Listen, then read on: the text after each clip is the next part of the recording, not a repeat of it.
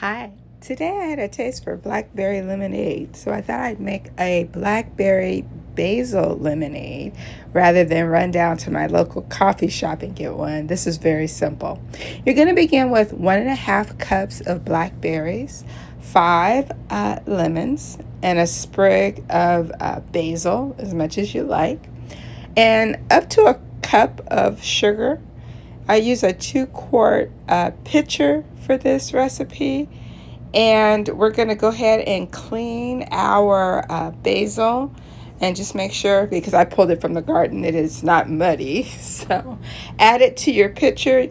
You're going to take that cup and a half of blackberries, clean them as well, and then you're going to add those to your basil. Add those to your basil, and then you go ahead and muddle those. So you'll take I use just a whisk and just kind of, you're going to chop them up a little bit and let them combine those with the basil.